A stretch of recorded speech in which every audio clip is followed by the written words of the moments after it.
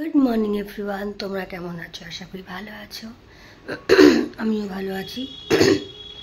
গরম পড়ে গেল না, আর শীতের থেকে গরমকালটা আমার খুব ভালো লাগে। সে পচা ধার ধারে গরম হলেও ভালো লাগে, কাজ করে মজা আছে। কিন্তু শীতকালে মানে এক জায়গায় বসলে না আর উঠতে ইচ্ছে করে না, শীতে হাত পা বের করতে ইচ্ছে করে না। জানি না কার কি মানে ঋতু ভালো লাগে। আমার তো গরমকাল ভালো লাগে, তারপর শরৎকালটা ভালো লাগে। চলো, আমি উঠেছি সকালবেলা, যেমন উঠি তেমনই উঠলাম। তো সব কাজ টাজ করে মুখ টুক ধুয়ে ড্রেস চেঞ্জ করে তারপর তোমাদের সামনে এলাম। এখন কটা বাজে? 7:10। 7:10 বাজে। এক জায়গায় যাওয়ার কথা আছে, কিন্তু কবে যাব বলতে পারছি না। আর এই ভিডিওটা কবে আসবে সেটাও বলতে পারছি না। একটা অলরেডি পড়ে আছে, আবার আরেকটা এডিট করেছি সেটাও পড়ে আছে। দেখি কবে দিই। আর আজকে একটুখানি মেঘলা মেঘলা লাগছে, মেঘলা মেঘলা।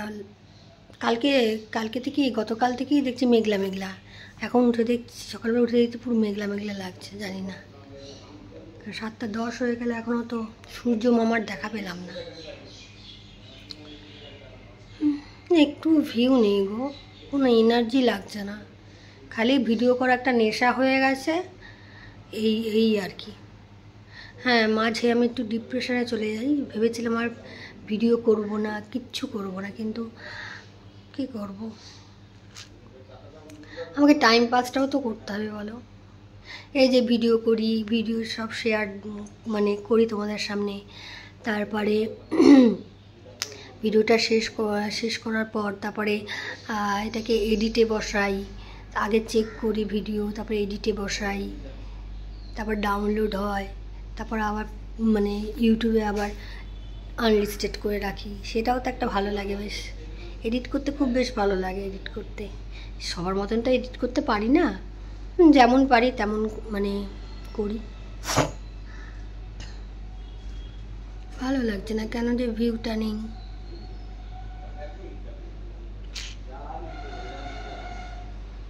জানি না। একটা তো সবে পেমেন্ট পেয়েছি, আর কোনোদিন পাবো কি না জানি না। একটা পেমেন্ট পর তারপর তো ওই কেসটা হলো, ওই দুই মেয়েটার কেসটা হলো। সবাই দিয়েছে, আমি শুনলাম যে যারা যারা ওরকম দিয়েছে তাদের সবারটাই নাকি মনিটাইজেশনে অফ করে দিয়েছিল।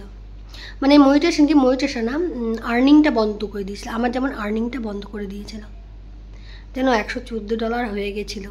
15 দিনে $114 হয়ে গেছিলো, সেই টাকাটাও পেলাম না। সবই কপাল, আর কিছুই না। তারপর কদিন হলো আবার ভগবানের কৃপায় আর্নিংটা ফিরে পেয়েছি, আবার করছি, দেখি কি হয়। ভালো লাগছে না, ভিউ না হলে কি করে হবে।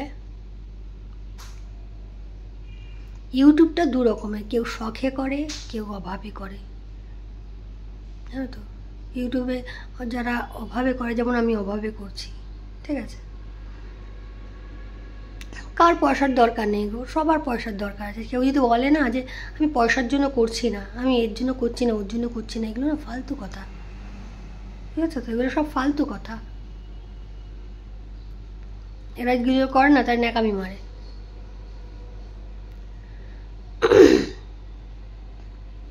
তাই আমি জানি না কী হবে। একটুখানি ভগবানের কাছে প্রার্থনা করছি যে একটু ভিউ দাও গো, ভিউ দাও। বেশি চাই না আমার, ডলারের মতন ভিউ দাও, কিছু ভালো লাগে না। চা করতে চলে এসেছি, আরও চায়ের জোগাড়টা করে নিই। এ দেখো আমাদের দুজনের চা হয়ে গেছে, চা খেয়ে নিই, তারপর দেখি কী রান্না করবো। শরীরটা ভালো না, কালকে নেমন্তন্ন খেয়ে হয়ে গেছে অবস্থা। খাই দেখি, শরীর বুঝে করবো। শরীরটা ভালো না, তাই দিয়ে টিফিন করবো না, এই জন্য বললাম যে ইয়ে করতে, চানা চুরমুড়ি খাও। চানা চুরমুড়ি মেখে দিয়েছি, তেল দিইনি, বিনা তেলে করে দিয়েছি, তেল দেবো না। আর একটা কাঁচা লঙ্কা দিয়ে দিয়েছি, আর আমি একটুখানি ম্যাগি করে খেয়ে নেবো। আর এই দেখো মাছটা বের করে রেখে দিয়েছি, মাছ করব, পাতলা করে মাছ করব। এই দেখো ম্যাগিটা বসিয়ে দিয়েছি, হোক ম্যাগিটা।